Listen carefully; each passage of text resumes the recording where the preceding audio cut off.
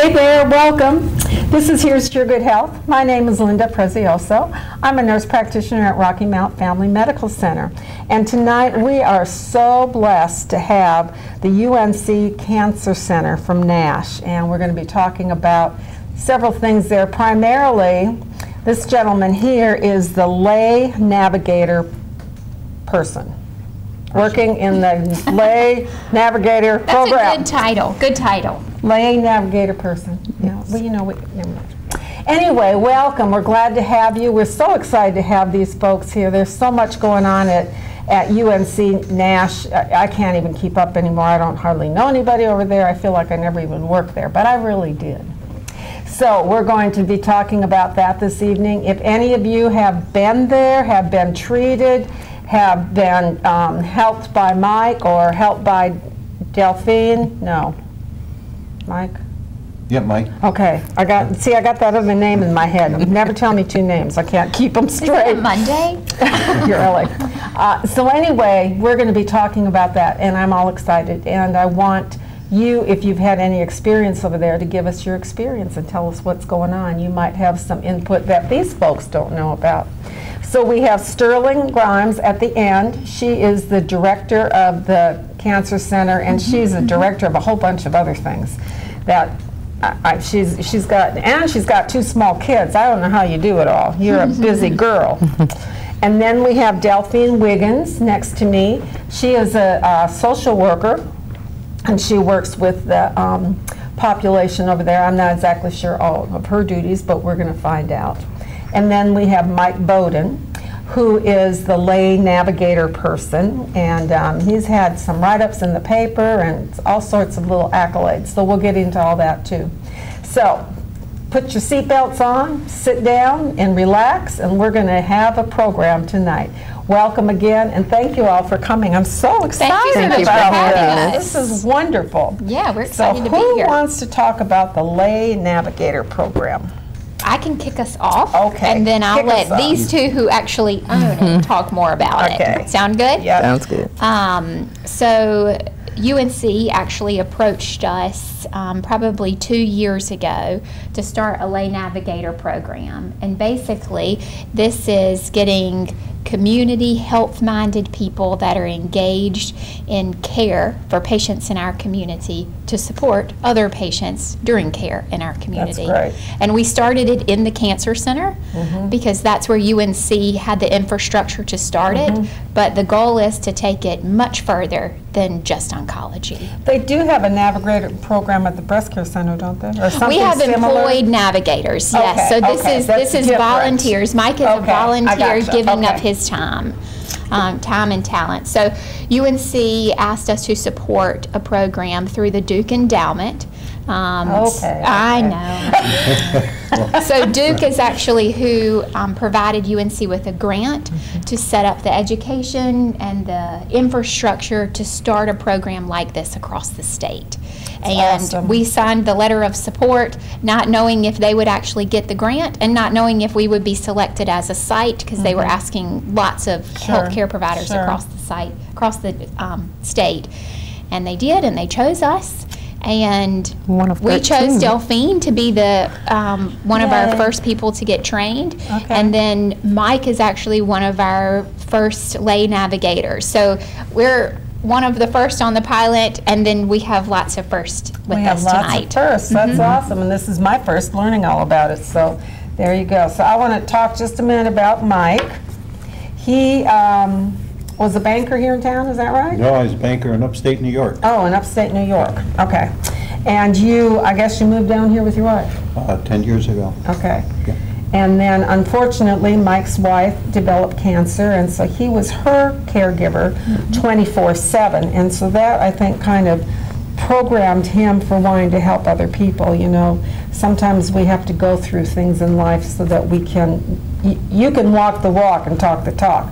I can't, because I haven't lived that, but you have, and so you can really engage with other people that are over at that cancer center. Yeah, I kind of rely on what I saw in my wife. She did the year-long fight, and kind of really saw her spirit, her determination, and it changed my life. I mean, obviously it changed it, missing her. We were married 47 years. Yeah. But it changed my life in a very positive way. And I'm hopefully, and it seems to be working, I'm able to convey that to the patients that I meet with the family members, and even with the nursing staff. So when you meet with the family members, do you kind of give your spiel, or you help them find where they need to go, or what exactly do you do? That's a good all question. Of the above? Good question. Good question. Yes. That wasn't a question I submitted. But it's a good question. It is a good question. It's a wonderful question, and it may take me a couple minutes to answer it. Go right ahead. We have 60 minutes. All right with you out there? When I first started volunteering as a lay navigator, I was very formal, kind of very stilted, because we had training, a lot of training, and role playing. You had key phrases that you might want to use.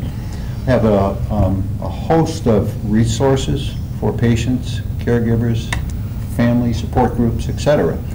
Trying to get all that information conveyed, and it wasn't natural. And finally what had happened was I just went out and started at one end of the room. The only thing I knew is people's name. Started at one end of the room and would work my way around. And I would let the patients, if they were alone, or the patients in the family, go where they wanted to go. And most of the in conversation, you mean? Yes, Okay. it was just, I would go up and I'd say, hi, I'm Mike Bowden, I'm a volunteer, I'm a retired banker, I don't know anything medical. And I think that's important because I don't have any access to the patient's medical records or computer or anything. All I know is their name. I don't even know what their illness is. And I may find out the first visit, maybe it's the second visit, or maybe it's the third visit. So what I do is I just go and talk, and what I've developed now is coming with a warm blanket in my hand. Okay, that's an icebreaker, especially with the cold weather. And ask if they would like a warm blanket. Most of them will. I'll unfold it, put it over, well, chit-chat, just non-threatening, just casual. And it goes from there. And sometimes I share parts of my wife's story. Most times I don't. But I have an understanding what they're doing, and what I found that works very, very well is the fact that they may have 5 or 10 minutes of normalcy. They're talking about their hobby, they're talking about their family, they're not talking about their illness, and they're talking to somebody that's like their neighbor that's just coming over to visit. And that's pretty much what I do. And then when we identify through conversation, if they may have some financial issues, okay, they may have, some people need gas cards, some people need money to help pay for the co-pays on their medications, some people have transportation needs, and I tried to learn all of those, and that really inhibited me. Finally what I did was, I go to Delphine, right? And all the times I've gone to her, there's never been more than 3 or 4 minutes before she will come out of her office and meet with that patient. It isn't like she'll get to him the next visit or whatever. She comes immediately right out there. She has access to, True, it's very true. It is. She has access to, you know, all the different sources for financial assistance, the websites. She gets the application, and I've seen her, she'll come out with the patient. She says, here's the application, here's the number. Let's call them right now because they're going to want to talk to you. She doesn't let them go home without the offer of talking to them right there while they're getting their treatment. Yeah, that's good. So I don't have to worry about that end of it. And then sometimes their illness takes a turn for the worse. And, you know, that's when I'm more of a listener than a talker. I've had instances where I've sat for over an hour and just held the lady's hand and let her talk. And there's other times when, you know, we just joke around with patients or their families. Whatever makes them comfortable and leaves them with a good feeling. Because there is not a one thing fits all. No, you know? no. How I handle my grief and my concern is going to be much different than Delphine's and Sterling's, and so it seems like you've kind of got a handle on that, and you can kind of figure out after talking to them a little bit, okay, this one likes jokes, or, you know, and that's good. Well, that's a gift. I do tell jokes. Good ones or bad ones? They're not very good, but Delphine laughs at me. All right, so let's move on to you, Miss Delphine. Tell me what you do. Well, my role at the Cancer Center is the oncology social worker, and basically I provide supportive counseling and assistance with identifying resources that patients or families may need. I make sure I let the families know I'm not just there for the patient, but I am there for them as well, because many times the patients don't really know what questions to ask. A lot of times they're so focused on their illness that they're not in tune with what's really going on with them, and they don't know where to go, what they may need. And the families are oftentimes stressed over the situation. So, you know, I make myself available to make sure that the families get the support that they need, and then any questions that they may have are answered. And then try to guide them on how they can be really supportive to their family member during, you know, their time of treatment and care. That's great. That's great. How long? Go ahead. Just to put it in perspective, what the two of them do. The new Cancer Center opened just over a year ago in January of 2018, Danny Talbot Cancer Center. We're proud of it. And we have 14 semi-private infusion chairs. So when a patient is there, they can see other patients having treatment, and they can see other staff members walking around and doing things. Before this, we provided the same services, but in private rooms up in the hospital. So while it was an adjustment for some patients in the very beginning, and staff, it has really been a cool thing to watch how they see the same patients, because most treatment routines are or regimens are often the same days that the patients are coming back. So they have an opportunity to see Mike and Delphine, but patients have the opportunity to see other patients they've probably seen before too. And that's important. They develop a social contact that way, don't they? They do. And patients are there sometimes 30 minutes or 15 minutes for an injection, or 4 or 5 hours depending on the length of the infusion. So to have a person like Mike or Delphine come sit and talk, you know, when you have to sit somewhere for hours is kind of a special treat. Oh yeah, oh yeah. So all these services that you have to come up with and help, that can be overwhelming, can't it? Well, we've created a resource list, so it's not as challenging. So we go to the list, and we help the patients review it and look at, you know, what they may have a need for. I kind of see Mike and lay navigation as assisting patients with the non-clinical, identifying non-clinical barriers to care.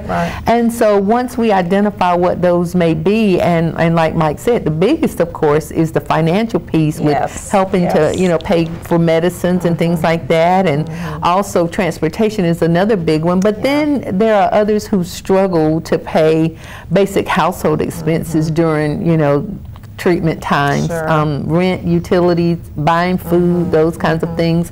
So helping them to know where those resources are within their communities.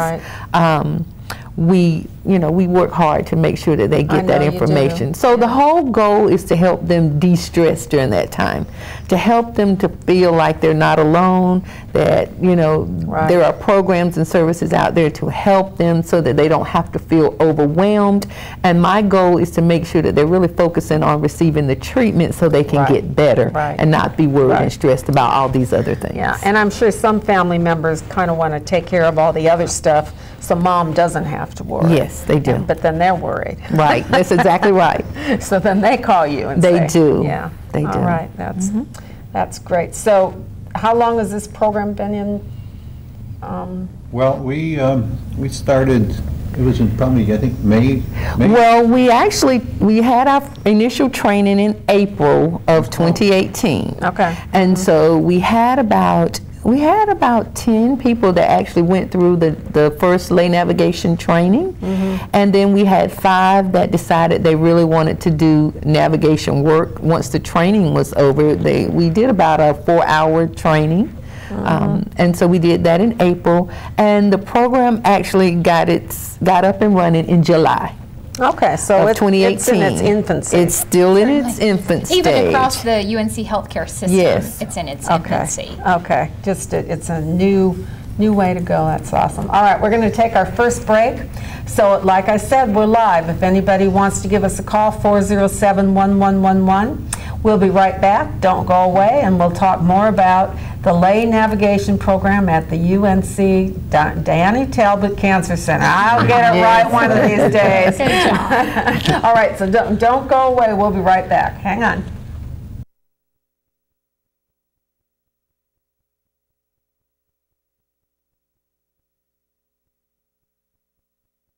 Care Associates, we are dedicated to taking care of every client by providing personal, high-quality hearing care services. My staff and I know hearing loss affects each person and their loved ones differently. So we give you the time and the care you need to ensure the hearing technology chosen fits your lifestyle.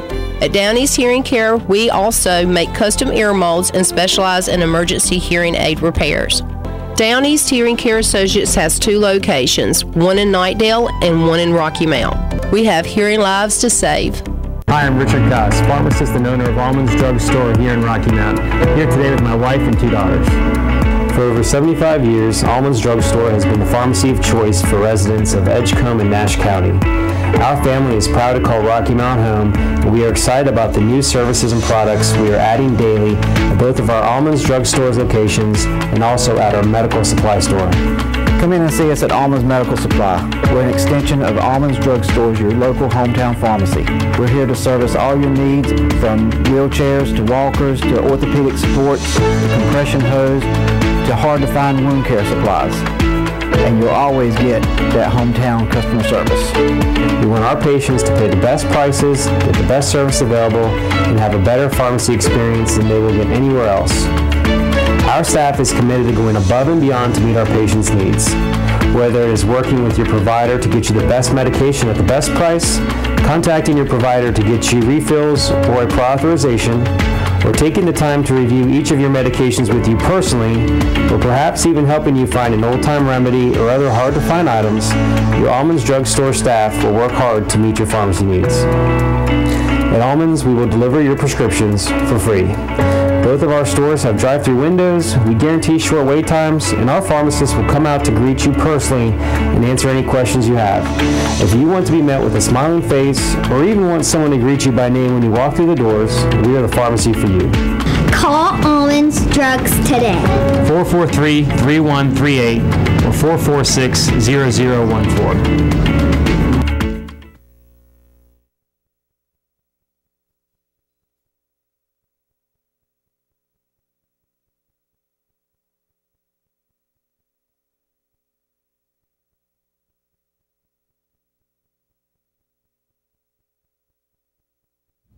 Hey, we're back. That's the fastest 4 minutes, and that and my 30-minute lunch. I don't know, they just go like that, right? So we are back. This is Sterling Grimes and Delphine Wiggins and Mike Bowden. You got it, very good, thank you. From the Danny Talbot Cancer Center, and we're focusing on the lay navigation program, which is in its infancy, developed by UNC, help funded by Duke. Anybody out there knows I'm a UNC. And look, I gave up. We are too. We are too. That's right. That's right. So anyway, but we're grateful to Duke and the endowment for helping out, because that's right. You know, it's all about people, and it's all about helping, and it's all about taking care of the patients in our community. And I'm big on community. I'm big on helping, sticking around here, keeping our money in here. I'm big about helping people to know all that we have around here. So, Sterling, why don't you start us off the second time for, tell us about support resources. What is that? How do you do that? How can we help? I think we do it great. I'm sure you do. I do too. Yeah. So we are a comprehensive community cancer center, which means that we are comprehensive. So the Commission on Cancer deems us as a comprehensive community cancer center, which means we are required to offer certain things, and we're proud to do so. So to be a comprehensive community cancer center, you must have navigators. We do. You must have social work. We do. You must have clinical research. We do. We've actually, at the end of 2018, we started offering Limburger clinical trials at Nash, as well as other trials. But we were excited to start Limburger clinical trials at Nash because that's the first time we've been able to offer those. Yes.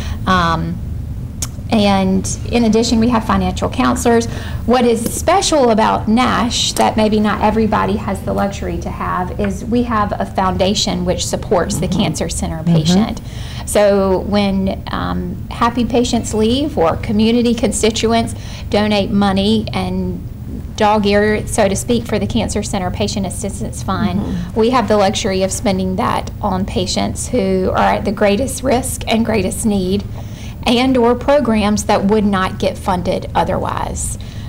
So the transportation assistance that Mike referenced, or housing needs when somebody's going through treatment and can't afford it, we have the ability to do that.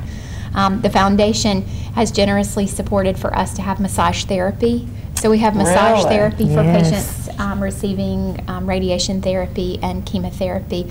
And she comes every other week and offers massage therapy in the infusion center. Isn't that awesome? Isn't that cool? It is. I mean, all these like special things that we're and able you need those little special treats, don't you? Especially when you're going through that. Yes. I think that is wonderful. And that's the Nash Foundation. What is it? The Nash Healthcare Foundation. Okay. Yeah. But there's a fund specifically for the Cancer Center, which supports our patients. That's and awesome. we have to support the patient and do a financial screening to ensure we're supporting the patient that needs us the most. But it's over and above just the cost of health care. It's all of the things that, you know, make us humans and what we need. Well, and it shows that you care.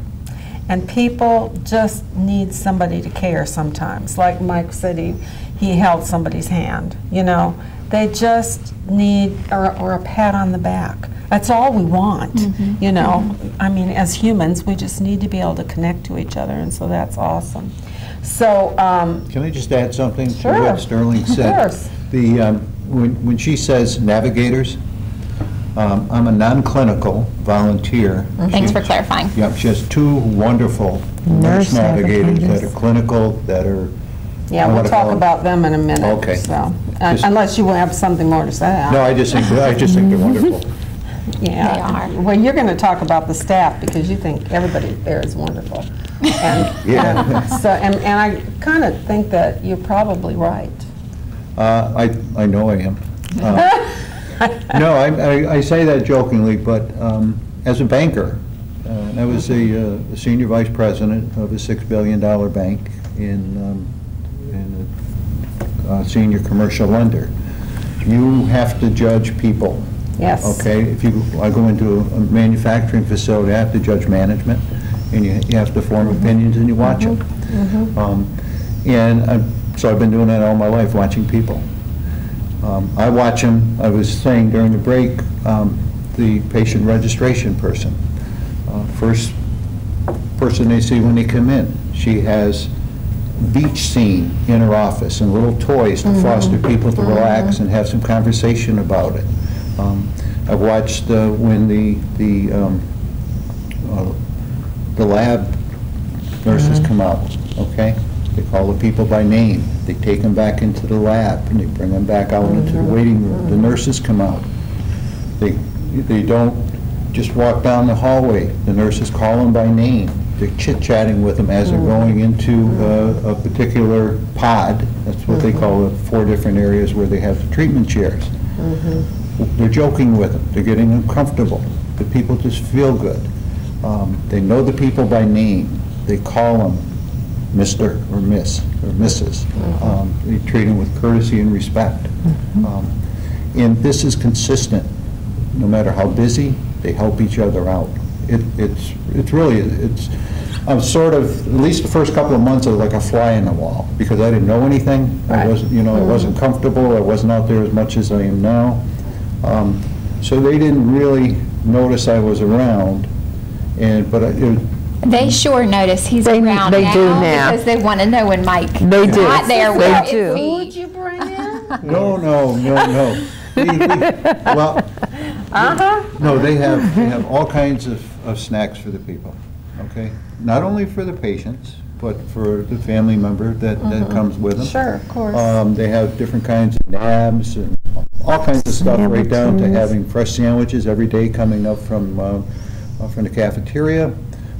All kinds of beverages, juices, hot chocolate with mini marshmallows. Which we've needed these past few Coffee. days. Yep. That's right. And, they even have mixed fruit, sliced peaches. So they're doing everything to want to make everybody feel comfortable. We have a meeting once a month. It's called a debriefing session. It's debriefing on the past month, but training and then things to focus on. A lot of the conversation had to do with the fact that people come in at 8 o'clock in the morning. They don't necessarily want a ham sandwich at 10 o'clock. What we can offer to give them something to be comfortable. My first part of my training, is it okay if I talk as much as I'm doing? Yes. Okay. I'll kick into the Okay. I'm close enough, I can do it. Yes, you can. Part of the training after the classroom training, when we got down to the few of us, was 15 hours of shadowing the nurse navigators in Delphine. And the instructions were, you go into the room, stand off to the side, and don't say a word. That was hard for 15 hours. Absorb. The first hour of the first day shadowing with the nurse navigator, patient said, I didn't get breakfast before I left. And it was and I relayed this to Delphine, but he was in the clinical side, getting ready to see the doctor, then he'd go out in the waiting room, then he'd go in to the infusion area. She said, what would you like? And it turned out he wanted eggs, and sausage, and biscuits. We left that room, walked over to the hospital, to the cafeteria. She got eggs, sausage, and a biscuit, paid for it, and brought it back and said, you bring it to him. So the guy thought I was a hero. But that small thing set the tone, that the patient is priority and want to do everything for the patient. What happened next? Now I'm on my own. Patient wakes up from his infusion, says, I'm hungry. He said, can I have 2 hamburgers? I made a long walk over. I didn't have anybody to pay for it, but the volunteers get free food when we work a shift. So I just, instead of eating lunch there that day, I use my thing. And that happens all the time, and they'll ask the nurses, they'll go out of the way. Christmas time, the nurses, each week for 3 weeks, they made up individual, like baskets or buckets or mugs. One was hot chocolate, one was Hershey Kisses. I mean, these are big ones. That's my phone, sorry. Oh. And they brought them around to the patients. And I mean, it was the best thing in the world for the patients to get that. And it was just, it's so wonderful. And I get to see that. Yeah. And I just get to go and drape blankets on and, give them a pillow and, bring them. So how many days a week do you work? They're 2 days a week. And the shift is probably about 3.5 hours, 3 hours, depending on how busy it is, or a little bit longer. Do they have infusions like all day long, like they've got morning infusions and afternoon infusions?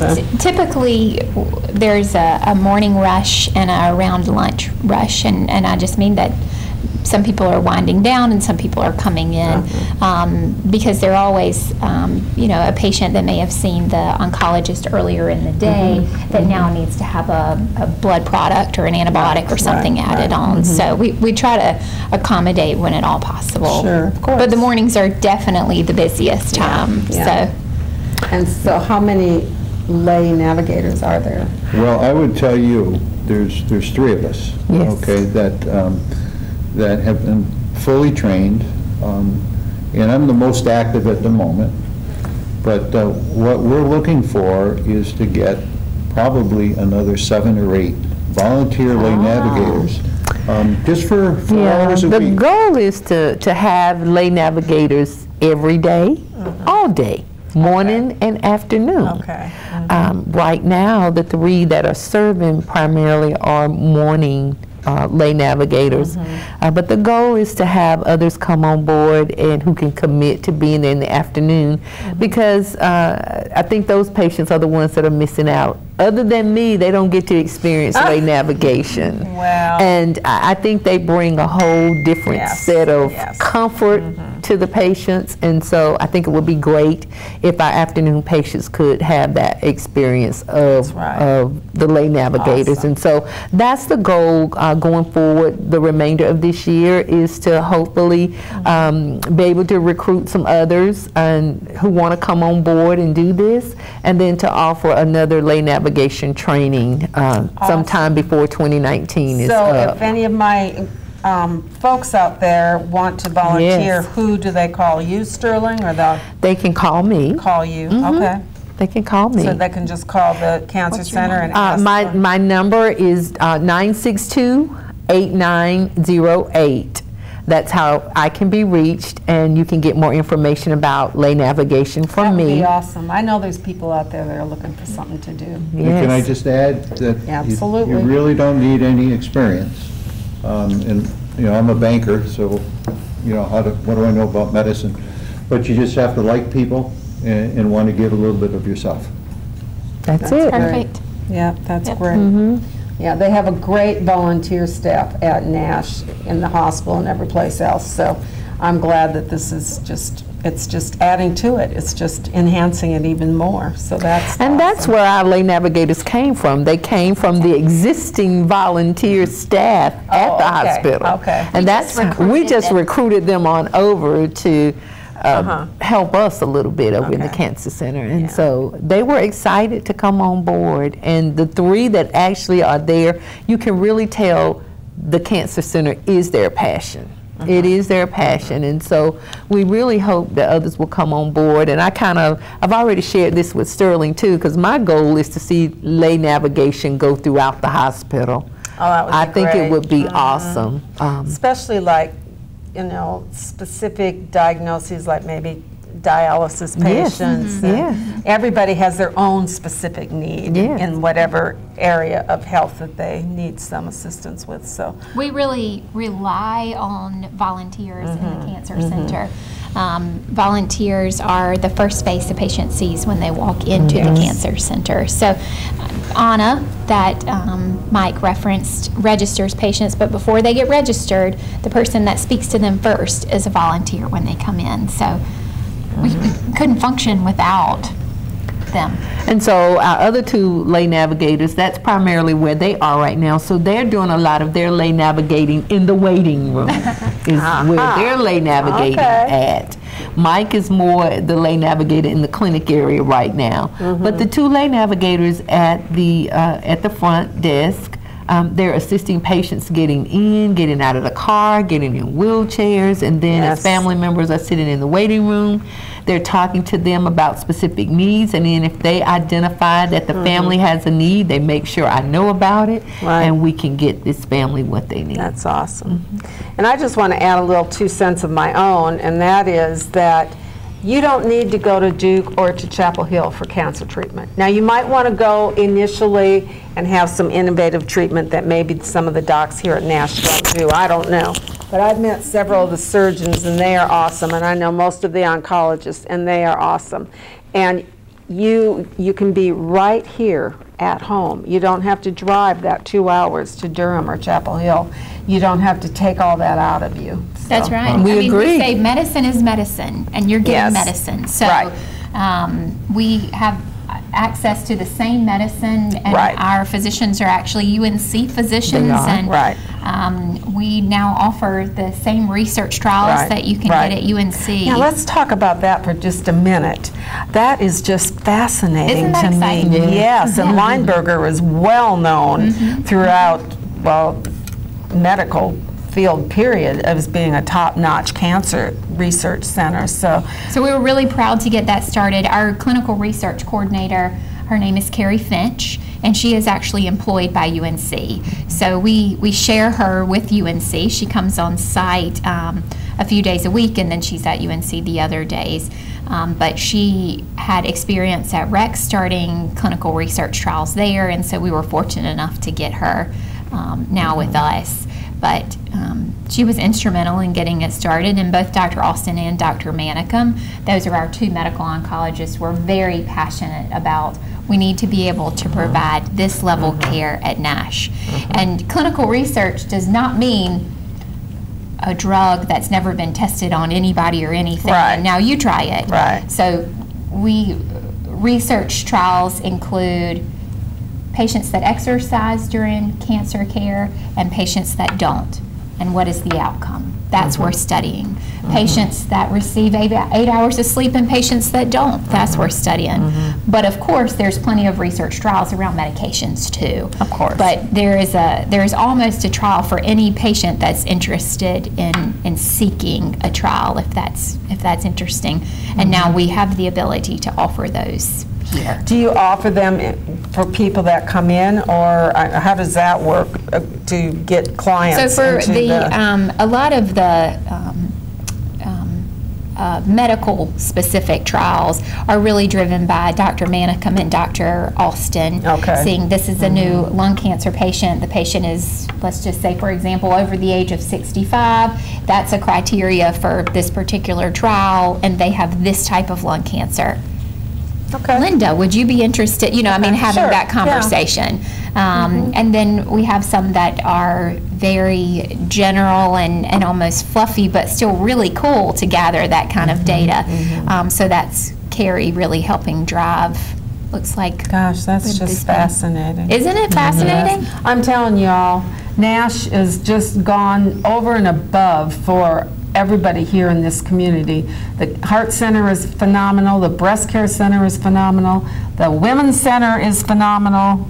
I could just go on and on. When I was there all those years ago, there weren't much, but there was a lot happening. Nash has always been kind of on the cutting edge. I remember 100 years ago when I worked there, we were one of the first hospitals in the area to have electronic documentation. Oh, really? Wow.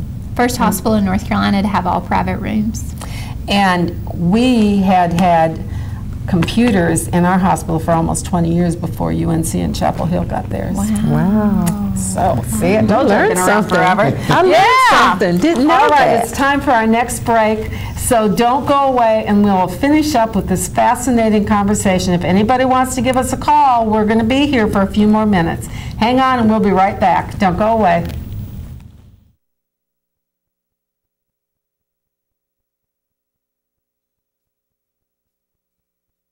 At Downey's Hearing Care Associates, we are dedicated to taking care of every client by providing personal, high-quality hearing care services. My staff and I know hearing loss affects each person and their loved ones differently, so we give you the time and the care you need to ensure the hearing technology chosen fits your lifestyle.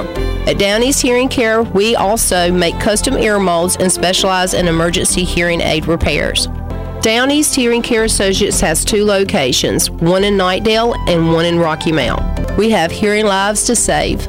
Hi, I'm Richard Goss, pharmacist and owner of Almonds Drug Store here in Rocky Mount. Here today with my wife and 2 daughters. For over 75 years, Almonds Drug Store has been the pharmacy of choice for residents of Edgecombe and Nash County. Our family is proud to call Rocky Mount home, and we are excited about the new services and products we are adding daily at both of our Almonds Drug Store's locations and also at our medical supply store. Come in and see us at Almonds Medical Supply. We're an extension of Almonds Drug Stores, your local hometown pharmacy. We're here to service all your needs, from wheelchairs to walkers to orthopedic supports to compression hose to hard-to-find wound care supplies. And you'll always get that hometown customer service. We want our patients to pay the best prices, get the best service available, and have a better pharmacy experience than they will get anywhere else. Our staff is committed to going above and beyond to meet our patients' needs. Whether it is working with your provider to get you the best medication at the best price, contacting your provider to get you refills or a prior authorization, or taking the time to review each of your medications with you personally, or perhaps even helping you find an old-time remedy or other hard-to-find items, your Almonds Drug Store staff will work hard to meet your pharmacy needs. At Almonds, we will deliver your prescriptions for free. Both Both of our stores have drive-through windows, we guarantee short wait times, and our pharmacists will come out to greet you personally and answer any questions you have. If you want to be met with a smiling face, or even want someone to greet you by name when you walk through the doors, we are the pharmacy for you. Call Almonds Drugs today. 443-3138 or 446-0014.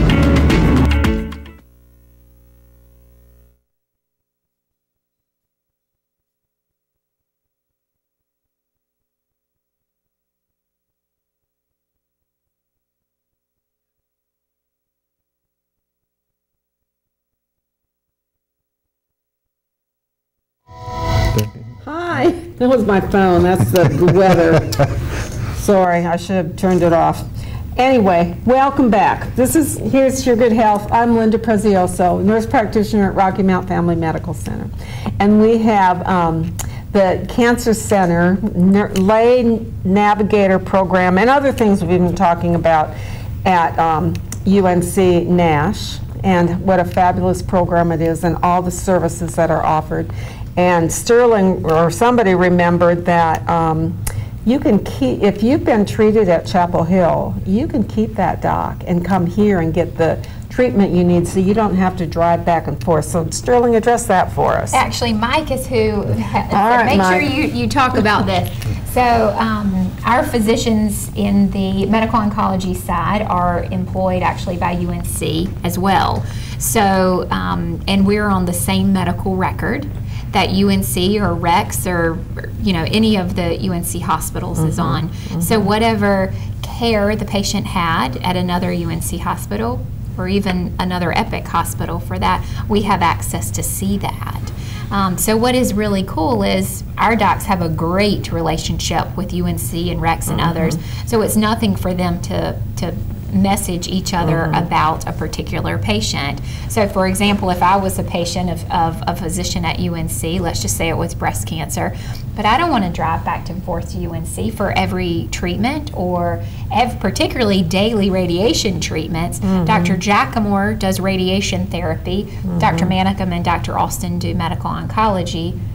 I can establish a relationship here, still go there routinely, but come here more often to get all the same treatment. Because like I was saying earlier, medicine is medicine is medicine. That's right. And if you know the prescription and you have the means to give the medicine, which we do, then we can provide the same level of care. And then if it's effective, convenient for the patient. If it's effective, their doctor in Chapel Hill know. If That's there was a right. problem, That's their right. doctor in Chapel Hill know. That's right. And they can communicate That's back and right. forth. That's so right. that, because, driving all that way when you're already not feeling well because of radiation or chemo or whatever it is that you're getting, that just saving that drive, and parking is free, and you don't have to walk very far. We talked about that too. Because if anybody's been to Chapel Hill and gone to the hospital there, it is a hike, and you pay for parking. So, but we do recognize that cancer is such a personal diagnosis, so that when you establish a good relationship with your doctor, you don't want to lose that. That's you just right. want to find care that's also more convenient. That's right. So that's what we want to do. Right. You're not looking for business. You're looking to help the patients have the best that they can have and at the best convenience for them. That's right. All right, and then Delphine, you were going to talk about some support groups? Yes, we offer a cancer support group. It's called Living With and Beyond Cancer. And our group is available to any person that's a cancer patient, regardless as to where they may be going for their treatment. Okay. And so a lot of people don't realize that we offer that. So if you're interested in support groups, you can contact me at 962-8908 if you want to get involved in a support group. I like to tell people that our group is an educational group. We like to educate our patients on how to thrive in survivorship, whether you're at the beginning stages of treatment, you completed your treatment, you're in active treatment, wherever you are in your journey, we're there for you to provide education and information that's going to help patients thrive. That's awesome. And so we like to extend that to any person out there, and their family members. They're welcome to come and be a part of group as well, and maintain that support. Get that extra support. Yeah. That's great. So is there any kind of support group for surviving spouses? Do you know? Is that offered? Well, Delphine also has access to different websites that they go online to different support groups as well. Okay, so if there isn't one specifically here, you can hook up some. No, and my support group was, I became a volunteer about 5 months after losing my wife. And that helped you? Oh, tremendously. She had, other than having her chemo at Boyce Willis, she had everything else at Nash. All her surgeries, all her radiation. She was a breast cancer survivor before she developed lung cancer. She loved the people here. She felt like family. Every place we went, they treated her so well. So I came, that was my therapy, right? So I was going to honor memory. So that was before the new cancer center. Okay. Oh, okay. So I worked 2 days a week in the gift shop. Okay. I made the best looking flower arrangements for people. And then I also one day drove, for 3 winters, drove the open shuttle in the parking lot, taking people up. But when I worked in the gift shop and I worked in the shuttle, what I did was I talked to the people. They're coming to visit, the family members. And it was really preparing me and helping me getting ready for the opportunity to do what I wish I could have done 4 years ago when I started over at the Cancer Center. So that was my therapy, and it worked very well for me. And you know, it really is, if you can give of yourself, you're getting more than you're giving. You're getting more than you're giving, very much so, very much so. Yep. And so our goal, back to the support groups though, our goal is though, if we get enough interest, we'd like to see other groups develop. Oh, that'd be great. So if there is a caregiver support group that needs to be established, we want to do that. If it's, you know, spousal survivorship, whatever is needed, we want to be able to offer. There's one other cool program that we offer that Delphine also leads, of course, called Cancer Transitions. Yes. So if you'll just kind of highlight what that is. Cancer Transitions is a survivorship wellness program where we provide participants with the tools they need to develop their own wellness plan as to how they plan to thrive in post-treatment, whether it's making eating changes, physical activity changes, whatever it is. We feel like exercise and nutrition are two key components to cancer survivorship. Sure. And so we provide the patients and participants and their family members with the tools that they need to develop their own plan. We figure if it's their plan, they'll stick to it. That's right. So whatever changes they feel that they need to make to help them live well post-cancer treatment, that's what we're there to do. And it's a 4-week program. 1 day a week we meet, and we just educate people on how to make those changes. And I have the assistance of our nutritionist, our nurse navigators are there, our exercise specialists are there from our wellness program at the hospital. And so we have all of these folks that come and help educate patients and family members on how to live well. That was actually another program that started about 4 or 5 years ago with grant funding from UNC. To initiate a program like this across the state of North Carolina. So, wow, it's just great. It's just so awesome. I'm just kind of at a loss for words, and that's hard for me to be at a loss for words. So I will put this plug in. The next program for Cancer Transitions will start up in May, and we will meet for 4 Thursdays in the month of May. So if anyone's interested in that, they can contact me at the Cancer Center. That is great. Boy, you are a go-getter, aren't you? I am. You want to get stuff right for those folks. I do. I think that's awesome. I do. That is wonderful. Well, Mike sent me a bunch of questions that I was supposed to ask, but I bet that, well, here's a good one. As a volunteer from the community, how are the patients' privacy maintained? That's a big one for a lot of people. Their HIPAA is something. Yes, that's a big consideration, and primarily the fact that I don't see the medical record, I don't have access to a computer, I don't even know what type of cancer the patients have. So all I'm able to do is talk to them like a friend. And I've been asked by some people in the community if I saw so-and-so there that was getting treatment at Nash. And I said, I don't know. And then basically said, even if I did know, I couldn't tell you. You know, because some people just don't want others to know. That's right. And that's one of the big training issues that they talk to us about. It's a major, major point that is, we have to have training annually. We have to have recertification that we've had the training relative to HIPAA, and privacy, and everything like that. In fact, if a family member comes into the waiting room at the cancer center, wants to go back to sit with his mother, they just can't go back. We have to call. The volunteer out front calls back to the nurses to make sure that the mother wants that family member there. They don't just automatically bring them in just to maintain the privacy. Well, that's good. Yeah. So being the fact that, you know, I'm a member of the golf course, you know, I see a lot of people out there. Nobody really needs to worry that their privacy is compromised. That's great. That's an important thing for people to know. So, but this is for everybody. What do you find the most difficult in all of this work? I would tell you, from my perspective, I get nervous before every shift. Okay, and what I didn't know that. I didn't know that either. I do. And the reason I get nervous and what I find the most difficult is once the words are out of your mouth, you can't take them back. And I get very nervous that I may say the wrong thing until I get there. And then when I get there, I'm just talking with the people and going with, and some people, I said to one gentleman, you know, can I help you with anything? No. Can I get you anything? No. Would you like to talk a little bit? No. You know?